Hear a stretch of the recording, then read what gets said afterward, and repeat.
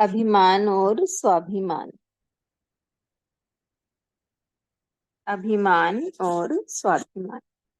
अभिमान, गर्व, घमंड, अहंकार आदि शब्द परस्पर पर्यायवाची है, किंतु कभी कभी लोग अभिमान और स्वाभिमान शब्दों को भी पर्यायवाची के रूप में समझते और प्रयोग करते हैं, जबकि अभिमान और स्वाभिमान सर्वथा भिन्न है।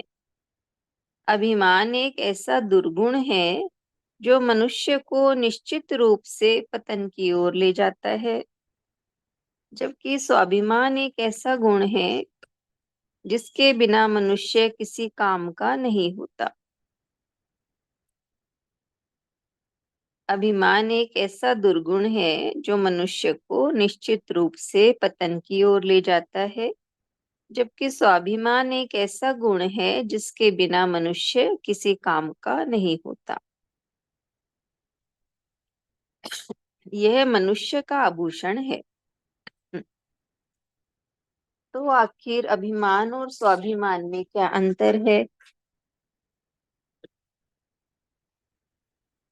अपने शरीर, इंद्रियों, मन, बुद्धि, धन, पुत्र, भाई बंधु आदि आदि की शक्ति पर भरोसा करके जो क्रियाकलाप किए जाते हैं, वे सब अभिमान के द्योतक हैं।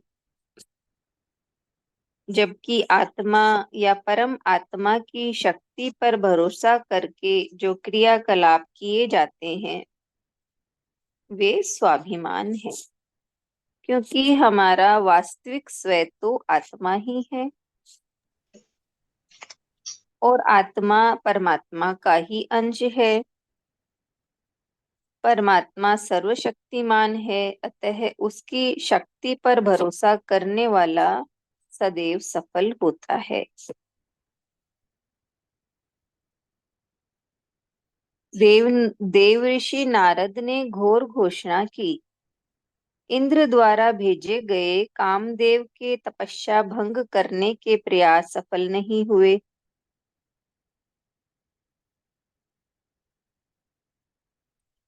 नारद जी ने अपने तप और संयम की प्रशंसा महादेव जी के सामने की।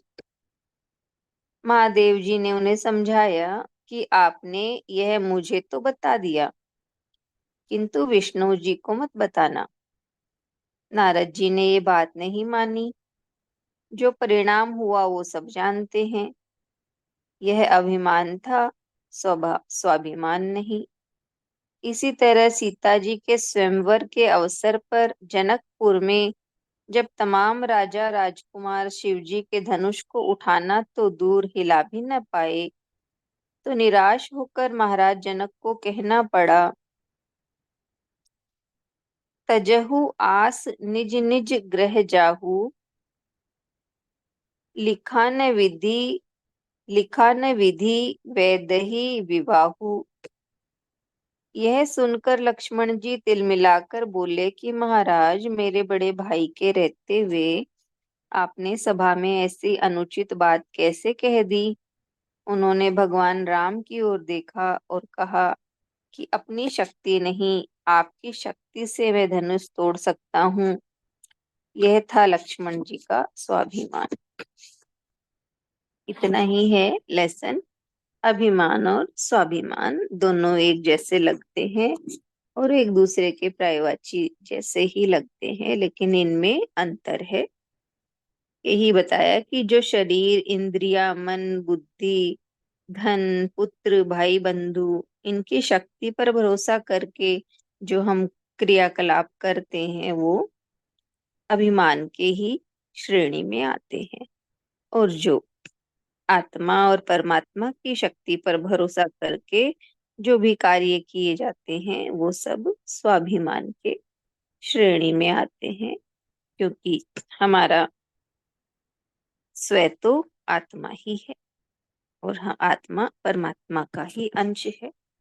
इसलिए उसकी शक्ति पर भरोसा करके हम कार्य करते हैं, तो वो स्वाभिमान के अंतर्गत ही